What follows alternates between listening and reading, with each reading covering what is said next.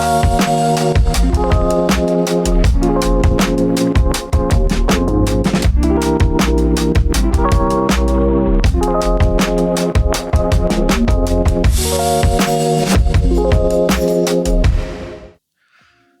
everyone, welcome back to my channel, and today I will be guiding you into buying the perfect TV for your requirements. So let's get started. Before we dive into the requirements, I just want to talk about a few jargons that are generally used.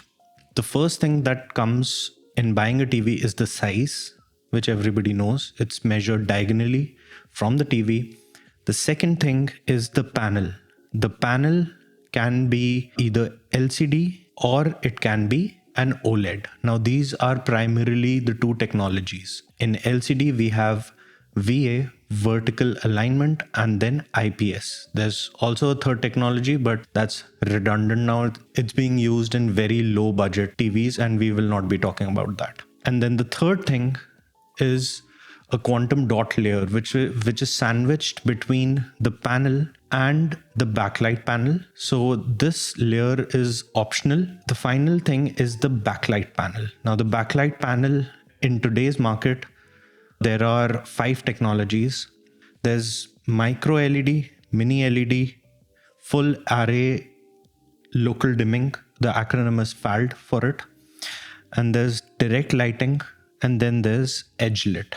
And then apart from this, there are some extra features, the extra jargons that we will not be talking about. The only thing that I want you to know while looking at a panel, apart from these things, whether it's an 8-bit panel or a 10-bit panel or higher. The higher the bit of a panel, the better it is. And that's it. These are all the jargons we will be talking about in this video. Now let's get started. The first thing is the size of the TV. Now we will determine the size of the TV by first knowing what the viewing distance is between your usual position and the TV. So 80% of the time, where I is sitting from the TV, the distance you need to calculate. And side by side, I'll be taking an example of my living room.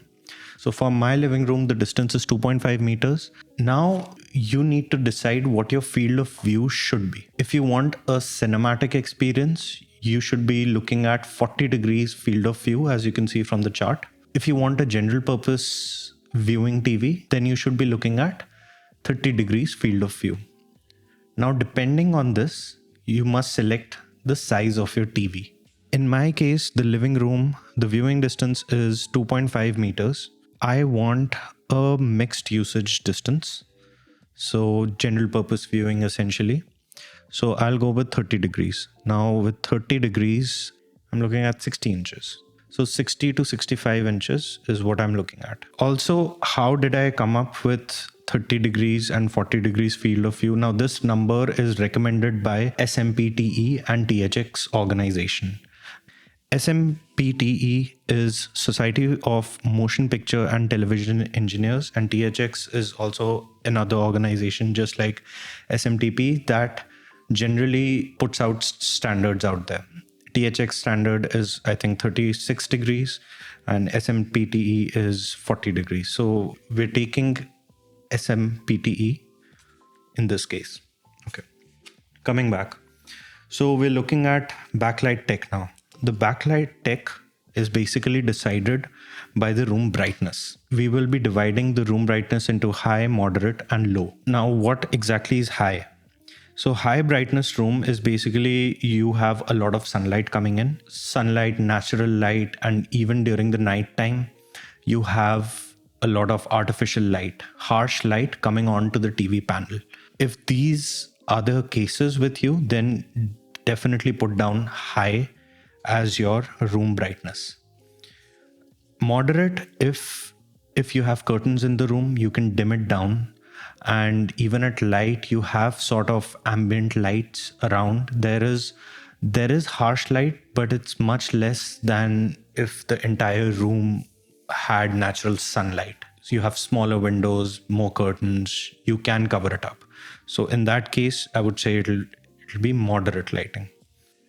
So low or dark rooms generally are bedrooms, because in order to sleep you need low light. Unless and until it's a bedroom or a home theater, then only put it down. Otherwise, for large spaces, it would generally be moderate or high room brightness. So once you have written that down, let's move on to the next thing. Now, next thing we're looking at is the panel tech. Now, the panel tech is mostly decided by the viewing angle. So if you're in your living room and let's say you have one couch and the TV is right in front of the couch, as in this image. Now, the couch is right in front of the TV. The viewing angle is never greater than 40 degrees. Now, in this case, you would need a different panel. Essentially, we're looking at a VA panel over here. And in case you have an L-shaped sofa, or let's say a sitting position near the bed, which is off axis, 30 to 40 degrees off axis, then in that case, you would need an IPS display.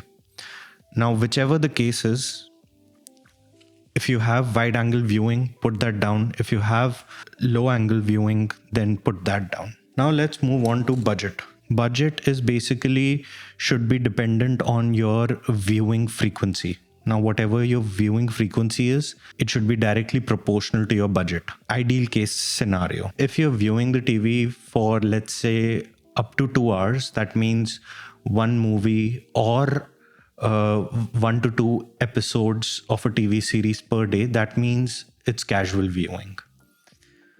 And if it is enthusiast, I call it enthusiast viewing. If it's that, then it's generally greater than 3 hours. Decide on this and then select your budget.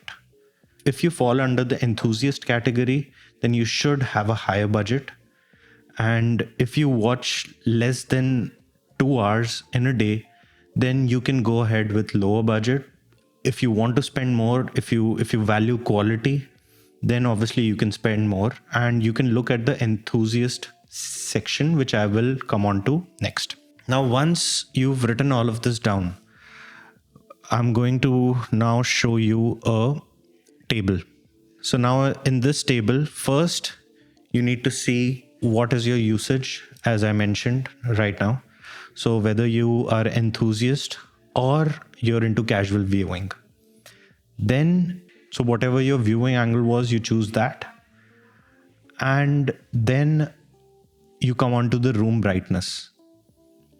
So whatever you wrote down in your room brightness, you have to select that accordingly. Now, once you have all of these three things locked down, you can look at the panel type now. Now, whatever corresponding row you are. So in my case, I'm in row number 3 or 4. It's casual viewing with wide angles, and my room brightness is high to moderate. And in this case, my panel type is IPS, so I'm going to write that down.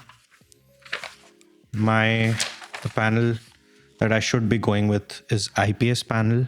Now, since it is high to moderate, a quantum dot layer is not required. So for QD, I don't want anything. And then a direct LED. So I want a direct LED backlight. And for low to medium budget, I'm looking at the LG Nano Cell series. So there you go. So I've narrowed it down. So even if it's not the LG Nano series, if you want to search for a TV on the internet, or you want to go to, say, a store and then ask the salesperson, you must tell that salesperson that I'm looking at an IPS panel with direct LED technology, which is 65 inches. That is it. That is all you need. If you specify the technology of the TV in this way, there will be very limited options for you. And you'll be looking at nearly 2 to 3 models for that size. And then in the end, the way you filter out is depends on your requirements. Do you want, let's say, a VRR TV? You would obviously have to pay a little higher. Do you want 120 hertz refresh rate? Again, you'll be paying higher. Do you want an 8-bit panel or a 10-bit panel? Now, these things should be your last priority. They should not decide the technology of the panel. So all of these things will be at last. Now I'm gonna explain each and every row. So let's go ahead with that. So the first thing is casual usage. Viewing angle is narrow. Room brightness is high to moderate. Panel type should be VA, because a VA panel over here doesn't have very good viewing angles. If you go 40 degrees off center from a VA panel, the colors will start to wash out, be it any VA panel. If it's LG, Sony, whatever it is, it will wash out. There is no doubt about that. The quantum dot layer is optional because it drives up the prices, and it basically gives a better color reproduction to the VA panel, which a VA panel lacks. Direct LED I have suggested here. Again, if you go higher up into backlight, then it's gonna drive up the prices. In backlight, there are 4 technologies which are there in the market today. There's mini LED, full array local dimming, FALD, direct LED, and edge LED. There's also micro LED, but it's way too expensive right now, so I'm not gonna mention it. The TV, I think Samsung has it. It costs upwards of 1 crore. So if you can afford that, then I don't think you need to view this. So go ahead. Anyway, and from mini LED, as you go down to edge LED, the prices also come down. So whatever backlight technology you use, it's gonna affect your budget like that. In case of VA and IPS, VA is cheaper, IPS is more expensive. Not a lot of manufacturers use IPS now. It's mostly LG you're looking at, and a few other companies that use IPS. Samsung is there. VU uses Hisense panel. Hisense and TCL have a few models, but generally overall in the market, majority are VA panels, because obviously the cost is low in manufacturing that. Then we come on to the budget. So the budget in this case is low, and the recommendations are TCL C61B, TCL C69B, 715, 728, Hisense Q7N. Now all of these, again, depending on your requirements further, you can choose. And these are basically different budgets. So from 300 TVs, you've come down to 5 TVs. And these 5 TVs are not counting in your size.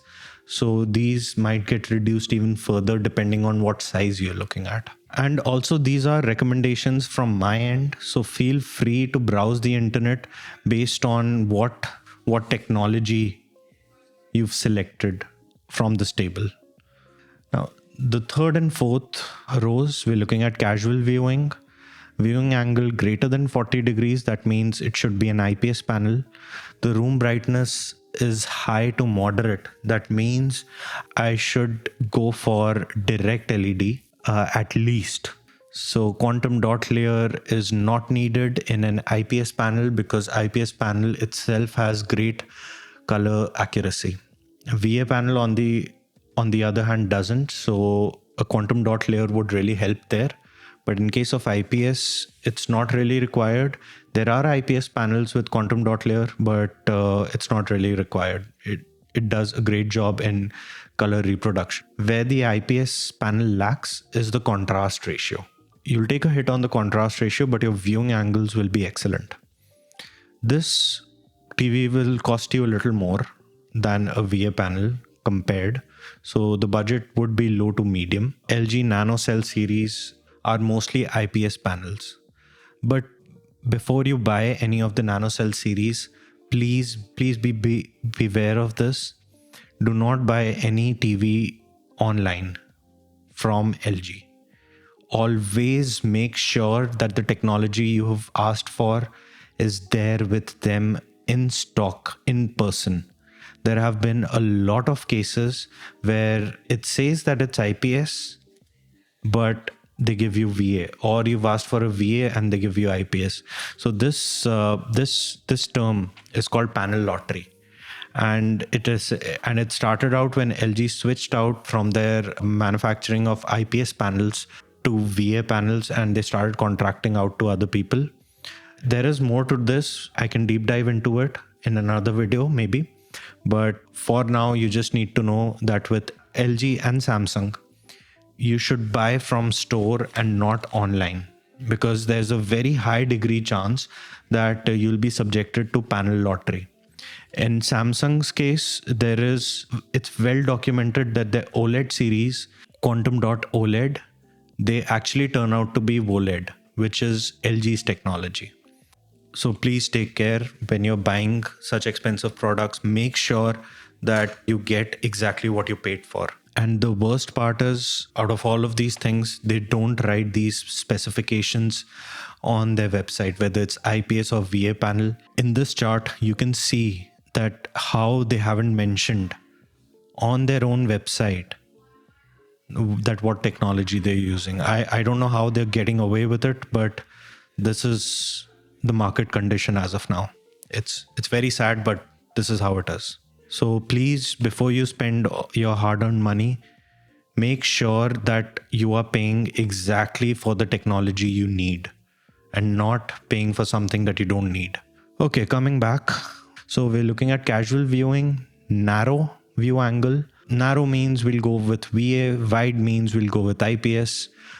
If room brightness is low, we can go with edge LED backlight or direct LED. Now, the only reason that we'll go with direct LED is because it gives you more contrast ratio. Edge LEDs will be cheaper, definitely, and Edge LED along with a quantum dot layer, especially with VA panels, will give you a better color reproduction. But in case of IPS with an Edge LED, you might see a few problems. So with IPS, I would recommend that you go with direct LED. Now let's move on to Enthusiast. For Enthusiast, viewing angle, if it's narrow and there's a room brightness of high, with narrow view angle, you always look at VA panels, and with high room brightness, you are now looking at mini LED. Now, this is the reason why I've said Enthusiast over here, because mini LED's technology is expensive and you would need to spend a whole lot more. Also, I've enabled quantum dot layer as yes, because it's a VA panel. So with a VA panel, quantum dot layer makes sense. So over here, you need a VA panel with quantum dot layer, and backlight is mini LED. So your TV technology over here will be something like QLED with mini LED. This will be your TV technology. And for this, you have the Samsung new OLED series, Hisense U7N, U6N Pro, TCL C7, C755, all these options. Coming on to the next. So this is Enthusiast. Again, wide, that means I'll go with IPS. Room brightness is high, so that means I'll be going with mini LED again. So in this case, it'll be IPS with mini LED, and there's only one manufacturer for this, that is LG. LG QNED series 86 and 90. QNED 86 and 90 are the only two TVs in the market as of now that have IPS with mini LED. If you do find any other, please go ahead with that as well. But in my research, I only could come up with two TVs. Now with Enthusiast narrow, again, I would go with VA. If it's moderate, then for moderate viewing, you would go with a full array backlight. So FALD system, and your budget would obviously be medium with this. And you have Sony, Samsung, Hisense. 3 of them that have a quantum dot layer also.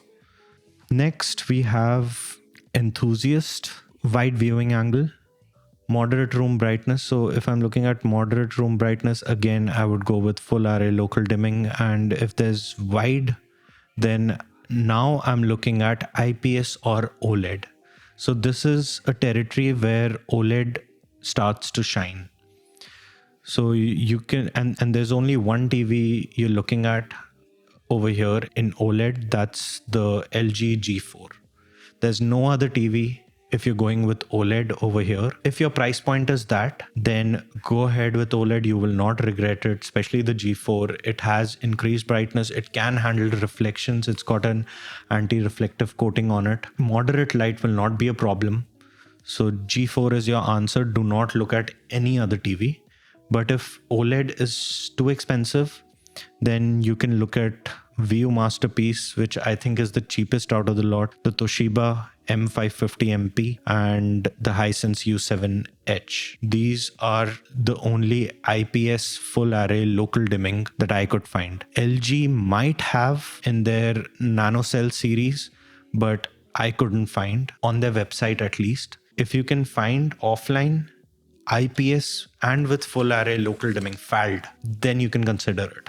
And for dark rooms, if you're an enthusiast, whether it's narrow or wide, it really doesn't matter over here. Your go-to panel should be OLED because this is where OLED shines. With Samsung, I've written optional over here because Samsung puts a quantum dot layer on their OLEDs, which they call it QD OLED. Now that quantum dot layer gives better color vibrancy, but it does lack in certain other features. So movies look a little better on a Samsung, but problem is panel lottery. Samsung contracts from LG as well as they manufacture their own. So you will not know which panel you're getting unless and until you're offline. You know which panel you're getting, then only buy Samsung. Otherwise, please do not buy Samsung. Here, the only one option that I would recommend is the LG C4. Or if you can get C3 for cheaper prices, then go ahead with that. But the C series of LG is the go-to over here.